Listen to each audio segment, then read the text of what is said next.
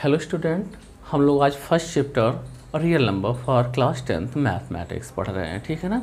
तो सबसे पहला क्वेश्चन अराइव करता है, what is real number. Real number कोई भी नंबर जो हम स्टार्ट करते हैं 0 1 2 3 4 5 from infinite and -1 -2 here infinite 1/2 3/4 5/6, ये जितने भी नंबर आप अपने लाइफ में यूज़ करते हैं 0 1 2 3 dash dash dash -1 -2 -3 dash dash dash 2/3 4/5 -3/5 0.47 0.2.5, जितने भी नंबर हम यूज़ करते हैं सारे नंबर रियल नंबर कहलाते हैं। सिर्फ अगर कोई नंबर √-3 √-7 ऐसे नेगेटिव रूट के नंबर होते हैं, इसको हम कॉम्प्लेक्स नंबर बोलते हैं, जो हमें 11th में पढ़ना है। तो हम इस पर कोई डिस्कस नहीं करते, हम सिर्फ रियल नंबर की बात करते हैं, ठीक है। तो आई होप आप लोग समझ गए होंगे कि रियल नंबर क्या है। अब उसके बाद न्यू टॉपिक हमारा आता है यूक्लिड्स थ्योरम। अगर सपोज कोई भी नंबर है a, हम इसको डिवाइड करते हैं b से, क्वोशेंट आता है q एंड रिमाइंडर आता है r। तो a = bq plus r where r is a remainder, हम इसे यूक्लिड्स थ्योरम कहते हैं। आपको यूक्लिड्स थ्योरम लर्न करना है, बिकॉज एक नंबर का बोर्ड पेपर में हमेशा पूछ लेता है राइट यूक्लिड्स थ्योरम। तो आप है ना, एनसीईआरटी के बुक में आपको दे रखा है यूक्लिड्स थ्योरम, आप उसे लर्न करेंगे। और आर की जो पॉसिबल वैल्यू होती है g = 0 and always less than b, ठीक है। हम इस पे क्वेश्चंस पे आ जाते हैं, जैसे एक दो एग्जांपल से हम आपको समझाने की कोशिश करते हैं कि हम यूक्लिड थ्योरम से एचसीएफ कैसे निकालते हैं। सपोज़ कोई नंबर है 80 और कोई नंबर है 45, हमें इसको यूक्लिड थ्योरम से एचसीएफ निकालना है। तो एट दिस कंडीशन हम क्या करते हैं, जो सबसे लार्जर नंबर होता है उसको लिखते हैं, स्मॉलर नंबर हम इसको डिवाइड करने की कोशिश करते हैं। 45 से हम 80 को डिवाइड करने की कोशिश करते हैं, तो 45 2 90, ज़्यादा हो रहा है तो 1 टाइम ले जाएंगे, तो आपका रिमाइंडर हो जाएगा 35। फिर अगेन 45 = 35, 1 जा 35, रिमाइंडर हो गया 10। फिर हमने 35 = 10 × 3 30 हुआ, 5 बच रहा है। फिर इस नंबर को हम लिखेंगे 10 = 5 × 2 + 0। जिस नंबर से डिवाइड करने पर आपका रिमाइंडर 0 होता है, जिस भी नंबर से डिवाइड करने पर आपका रिमाइंडर 0 होता है, वही आपका एचसीएफ कहलाता है। इस क्वेश्चन में आपने 5 से डिवाइड किया है तो रिमाइंडर आपका 0 आया है, तो यहाँ पे आपका एचसीएफ क्या हो गया, 5। वन मोर एग्जाम्पल, सपोज आपको दिया है 230 और दिया है 280, ऐसे कोई दो नंबर दिए हैं। सेम कंडीशंस आपको अप्लाई करना है, लार्जर नंबर को सबसे पहले लिखने हैं, स्मॉलर नंबर को उसके बाद लिखने हैं, इनटू 230 से 280 को अगर आप डिवाइड करते हैं तो आप देखते हैं 1 टाइम ही जा सकता है, तो 1 टाइम ले जाएंगे, तो प्लस कितना हो गया 50। देन 230 को आप लिखेंगे = 50 को लिखेंगे, 50 से इसको डिवाइड करेंगे तो 54 जा 200, आपका रिमाइंडर जो आता है 30 आता है। फिर आप 50 को लिखते हैं और 30 से डिवाइड करेंगे, 1 जा 30, तो आपका 20 आ गया। देन 30 लिखते हैं तो 20 × 1 प्लस रिमाइंडर क्या हो गया 10। सेम नंबर को लेते हैं 20 = 10 × 2 + 0। आपने डिवाइड किस नंबर से किया है, आपने डिवाइड 10 से किया है, जिसके बाद इसका रिमाइंडर 0 आया है। तो यहाँ पे जो एचसीएफ होगा वो क्या होगा, 10 होगा। आपका जो एचसीएफ कहलाएगा वो 10 कहलाएगा। Any confusion, clear. अब देखते हैं, हम एक्सरसाइज पे आ जाते हैं। एक्सरसाइज का जो पहला क्वेश्चन है आप देखेंगे 135 225। फर्स्ट क्वेश्चन है 135, 225। हम पिछले क्वेश्चनों की तरह जो सबसे बड़ा नंबर है हम उसे पहले लिखते हैं। 225 बड़ा नंबर, हमने उसको लिखा। 135, अब हम 225 को 135 से डिवाइड करेंगे, तो देखते हैं कितने टाइम जा रहा है, 1 टाइम जा रहा है, ठीक है ना। और उसके बाद में अब इससे इसको माइनस करेंगे तो रिमाइंडर आपका हो गया 90। फिर 135 को हमने फिर से लिखा तो 90 इंटू 1 ले जा रहे हैं तो आपका आ गया 45। अगेन 90 को आपने लिखा 45 इंटू 2, रिमाइंडर क्या हो गया 0। किस नंबर से डिवाइड करने पे 0 आया है 45। 45 टू ज़ा कि ये तो 90 आ गया और रिमाइंडर 0 हो गया। जिस नंबर से आप डिवाइड करते हो और आपका रिमाइंडर 0 हो जाता है वही आपका SCF होता है। तो यहाँ पे जो आपका SCF हो गया वो आपका हो गया 45। ओके, नेक्स्ट क्वेश्चन लिखते हैं हम 196 196 कॉमा नेक्स्ट नंबर है 38220 38220। हम सेम बैक क्वेश्चन की तरह करेंगे।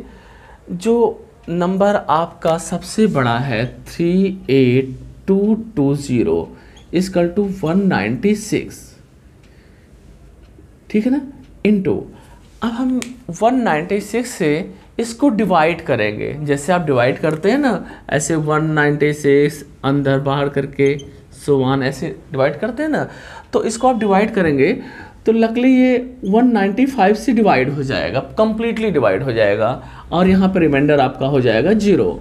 आपको किस नंबर से डिवाइड हुआ है 196 से डिवाइड हुआ है। ओके, तो यहाँ पे 196 आपका SCF कहलाएगा। नेक्स्ट क्वेश्चन देखते हैं। पहले क्वेश्चन का थर्ड पार्ट आपको दिया हुआ है 867 and 255 867 and 255। Same rules apply करते हैं। लार्जर नंबर को हम बाहर करते हैं, स्मॉलर नंबर को हम अंदर करते हैं और इसे हम डिवाइड करते हैं। हम देखते हैं कि कितनी टाइम्स जा रहा है। अगर हम इसको 3 टाइम्स ले जा रहे हैं तो आपका जो रिमाइंडर है 102 हो जा रहा है। ओके, देन फिर इस नंबर को आप लिखते हैं 255 इक्वल टू 102 इंटू 2 बार ले जाएंगे तो 204 हो जा रहा है। अगर हम ऐसा करते हैं तो आपके पास जो रिमाइंडर आ रहा है 51 आ रहा है। देन आपने 102 लिया, 51 इंटू 2 टाइम ले जा रहे हैं तो रिमाइंडर कितना हो गया 0। किस नंबर से गया है 51 से गया है। अब सेकंड क्वेश्चन देखते हैं। सेकंड क्वेश्चन देखने के पहले थोड़ा एक चीज़ आपको याद रखना है, ऑड इंटीजर इवन इंटीजर। ये आपने छोटे क्लास में पढ़ा है। Even number which number divisible by 2, odd number does not divisible by 2, जिसका लास्ट डिजिट है वो 2 से डिविजिबल है तो इवन है। जैसे अगर क्लास में 0, 2, 4, 6, 8 ऐसे आता है तो इवन नंबर है। 135 है ना, 135, 7, 9 etc ये ऑड नंबर है। तो अभी यूक्लिड्स लॉ आपने पढ़ा है A equal to BQ plus R। अब सेकंड क्वेश्चन पे आते हैं। सेकंड क्वेश्चन में आप लिखा है show that any positive odd integer in the form of CQ plus 6Q plus 1, 6Q plus 3 and 6Q plus 5 where Q is the some integer. आप पहला क्वेश्चन देख रहे हैं, सेकंड देख रहे हैं। Show that any positive odd integer in the form of 6Q plus 1, 6Q plus 3 and 6Q plus 5। तो यहाँ पे हम क्या करते हैं A equal to BQ plus R से कंपेयर करते हैं। ऐसे लिखा है ना 6Q प्लस 1 तो BQ प्लस R, यहाँ पे B की वैल्यू क्या हो जाती है 6 है ना। तो हम लिखेंगे by comparing Euclid's theorem A equal to BQ plus R, B equal to इतना। अभी आपने यूक्लिड्स में पढ़ा था R की जो वैल्यू क्या होती है equal greater than 0 and less than 6, यानी R की जो पॉसिबल वैल्यू होगी 0, 1, 2, 3, 4 एंड 5, ये आपकी पॉसिबल वैल्यू हो गई। ठीक है जी। अब देखते हैं हम यूक्लिड्स थ्योरम्स का अप्लाई करते हैं। A equal to BQ plus R, यहाँ पे B की वैल्यू क्या रखना है 6Q, रिमाइंडर फर्स्ट टाइम क्या था 0। मीन्स क्या हो गया 6q। Again a equal to 6q remainder 1, 6q remainder 2, 6q plus 3, 6q plus 4, 6q plus 5। जो भी आपके पास ये नंबर है यहाँ तक आप इसको लिखेंगे। It's okay. अब क्वेश्चन में देखें, उसने आपसे क्या बोला है, ऑड इंटीजर बोला है। ऑड का मतलब लास्ट में क्या होना चाहिए, 1, 3, 5, 7, 86। तो ऑड में यहाँ पे क्या क्या है, 6q plus 1, 6q plus 3, 6q plus 5। तो आप लिखेंगे odd integer equal to 6q plus 1, 6q plus 3 and 6q plus 5। On the other hand अगर ये कभी इवन इंटीजर की बात कर लिया होता है ना, तो हम क्या लिखते हैं, 6q plus 2, 6 plus q plus 4 लिखते हैं, है ना। लेकिन इसने हमें ऑड का बोला है तो हम सिर्फ ऑड लिखते हैं। अब आते हैं हम थर्ड क्वेश्चन पे। देखिए बेटा, हमें थोड़ा सा ट्रिक और ध्यान देना है। जब किसी भी क्वेश्चन में मैक्सिमम, हाईएस्ट, ज़्यादा से ज़्यादा, यानी अगर कोई क्वेश्चन हमें ये शो करे कि किसी चीज़ में हमें हाईएस्ट चीज़ देखना है, मैक्सिमम देखना है, तो वहाँ पे हमें एचसीएफ निकालना पड़ता है। और जहाँ पे हमें मिनिमम, लोअर, कम से कम ऐसी बातें करता है, कम की बातें करता है, तो हमें वहाँ पे एलसीएम निकालना होता है। हमें कभी किसी क्वेश्चन में एलसीएम या एचसीएफ लिख के नहीं बोलेगा, हमें ऑलवेज सीधे सीधे वो इंडिकेट करेगा, मैक्सिमम ज़्यादा से ज़्यादा, हाईएस्ट, लोअर, ऐसे करेगा। तो जिस क्वेश्चन को देखकर आपको हाईएस्ट का फीलिंग आता हो तो समझ लो आपको एचसीएफ निकालना है। जिस क्वेश्चन को देख के आपको लोअर का फीलिंग आता हो, लोअर की तरफ जा रहा हो, तो वहाँ पे आपको एलसीएम निकालना है। तो आप देखते हैं थर्ड क्वेश्चन दिया है, एन आर्मी, है ना, दिया है an army countries and the 616 member to march and, है ना, behind at any point from the 32 means in the parade the two group of march in the same number of columns. What is the maximum number of column in which they can march? Question में पढ़े, ये क्या लिखा, last line देखें, What is the maximum number of column? What is the maximum number of column? पहले हम question को read करेंगे और उसी क्वेश्चन से हमें निकालना होता है कि वो क्या कहना चाह रहा है। एनी आर्मी, है ना, contingent of 616 member of a march behind and army hand of 32 member in a parade the two group are march in the same number of column. What is the maximum number of column in which they can march? What is the maximum number of column? Maximum number, यानी question को देखकर हमें ये किसकी तरफ ले जा रहा है, मैक्सिमम की तरफ ले जा रहा है। मैक्सिमम मीन्स हमें क्या निकालना है, एचसीएफ।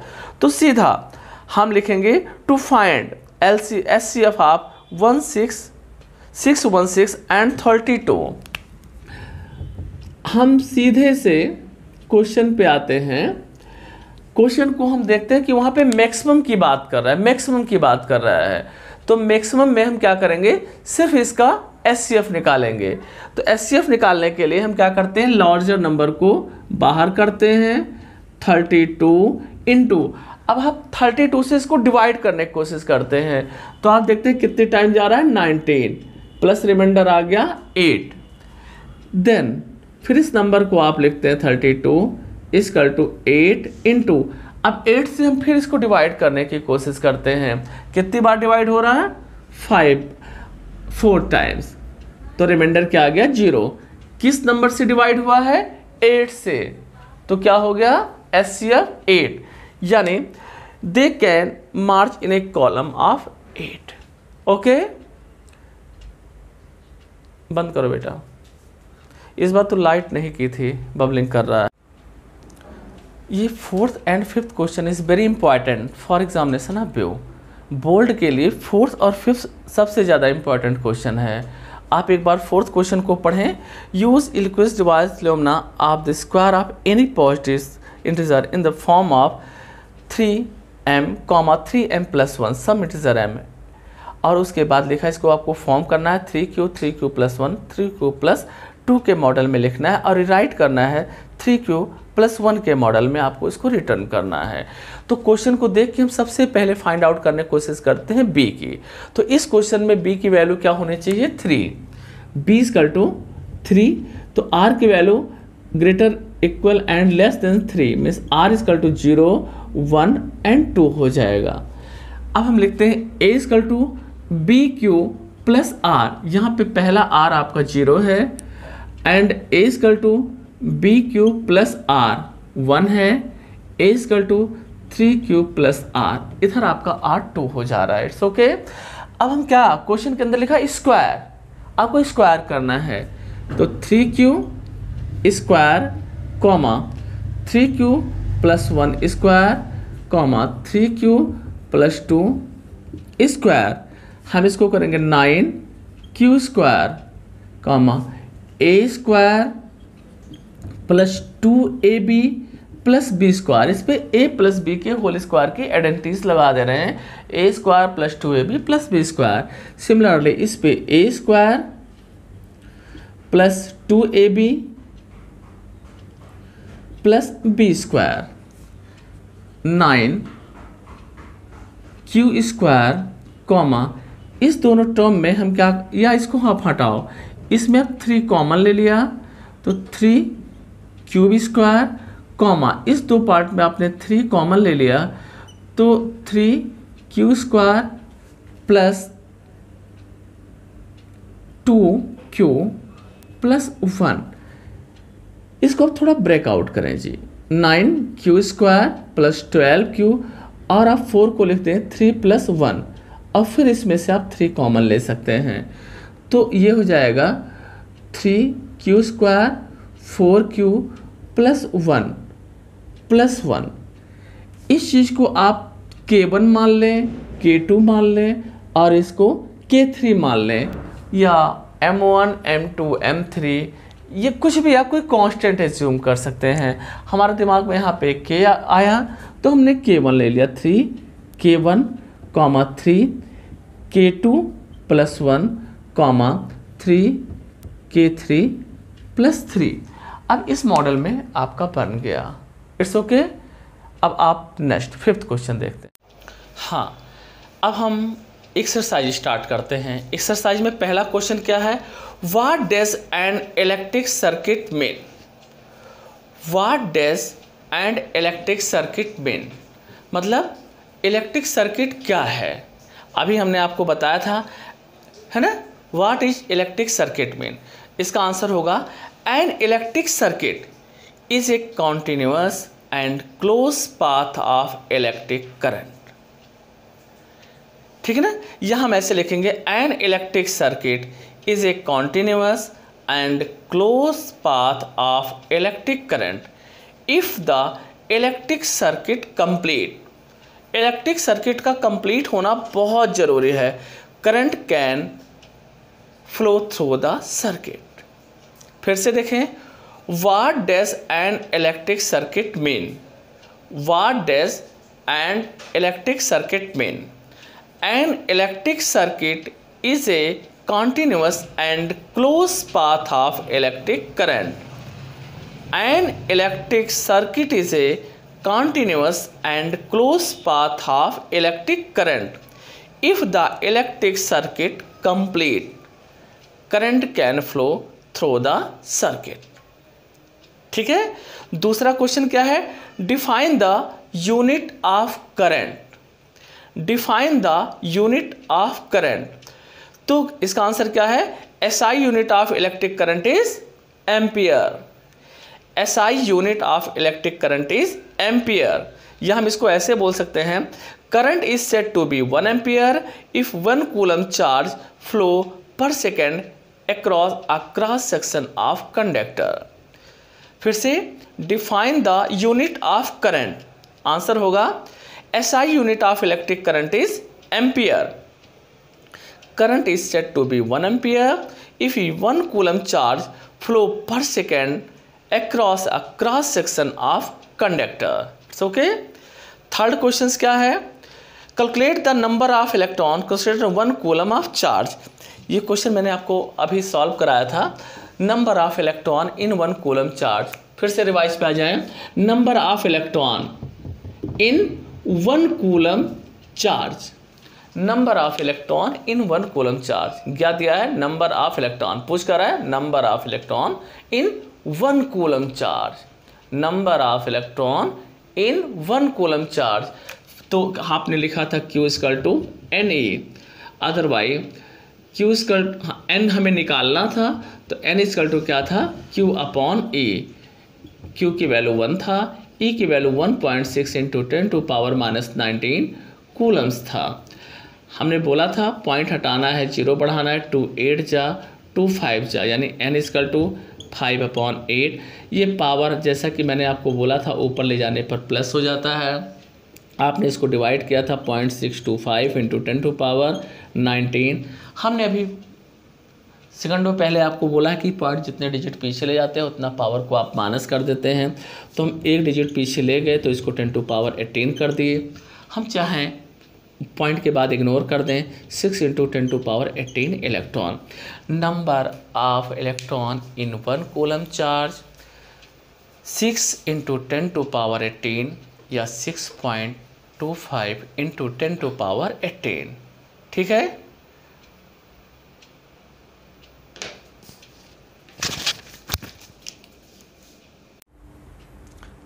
नेक्स्ट लास्ट क्वेश्चन देखते हैं इस एक्सरसाइज का।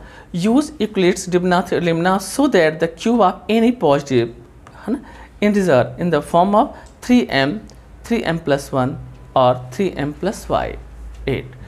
तो हम इसमें इस क्वेश्चन में भी हम v फाइंड करने की कोशिश करते हैं। हियर v की वैल्यू क्या हो गई 3, तो r equal less than 0 and less than 3 means r की जो वैल्यू हो गई 0 1 एंड 2 हो गया। सेम हम a equal to b cube plus r की वैल्यू 0 है, a equal to b cube plus 1, a equal to b cube plus 2। आपने फोर्थ क्वेश्चन में पढ़ा था बेटा, वहाँ स्क्वायर था और यहाँ पे क्या है क्यूब है, स्क्वायर क्यूब। वहाँ पे हमने हर क्वेश्चन को स्क्वायर कर दिया था और यहाँ पे हम हर क्वेश्चन को क्यूब कर देंगे। तो ये 3q whole cube comma 3q plus 1 whole cube comma 3q plus 1 whole cube. अब हम यहाँ पे a प्लस बी के होल क्यूब की आइडेंटिटीज लगाएंगे। आपको याद होगा a प्लस बी के होल क्यूब की आइडेंटिटीज होती है a cube plus b cube plus 3a² plus 3ab²। चाहे तो आप देख लें a cube b cube plus 3a² plus 3ab²। Okay, यहाँ हम क्यूब कर रहे हैं 3 3 जा 9 3 जा 27 क्यूब। अब यहाँ पे हम a क्यूब करेंगे यानी 27 cube plus b cube plus 3a² 3a² plus 3ab²। तो ये टर्म्स क्या हो जाएगा आपका 27 क्यूब प्लस 3 3 जा 9 3 जा 27 q² प्लस 3 3 जा 9 क्यूब। यानी इस चीज़ को आपने जो क्यूब किया तो इसकी जो वैल्यू आपके पास आ रही है फार्मूले में रखने के बाद में 27 cube plus a cube plus b cube 27 cube square plus 9 cube plus 1। आपने इसका जो क्यूब किया, ठीक है, इसका क्यूब ही आ गया। अब इसको देखते हैं 3 क्यूब प्लस 2 का, 3 क्यूब प्लस 2 का whole cube, a cube plus b cube plus 3a² b 3ab² 27 cube 8 3 3 जा 9 3 जा 27 क्यू 27 इंटू 4 क्यू स्क्वायर 2 2 जा 4 3 3 जा 9 36 क्यूब। ओके, हम इसको लिख सकते हैं 27 Q square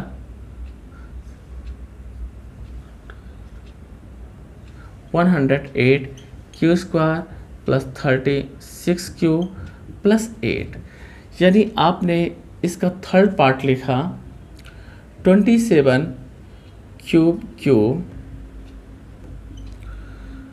and plus 108 cube square 36 cube plus 8। ठीक है जी। इसके बाद हम आ जाते हैं, सिंस क्वेश्चन ने 3 के मॉडल में लिया था तो हम इसमें 3 कॉमन ले लिया, तो हो जा रहा है आपका 9 क्यूब क्यूब कॉमा, इस पार्ट में हमने 3 कॉमन ले लिया तो 9 cube cube 9 Q square plus 3 Q plus 1। इस टर्म में भी आप 3 कॉमन ले रहे हैं तो 3 कॉमन लेते हैं तो 9 Q cube 27 Q square 12 Q plus 8। Same उसी तरह हम इसे M1 M2 M3 एज्यूम कर लें या K1 K2 K3 एज्यूम कर लें, आप पे डिपेंड करता है।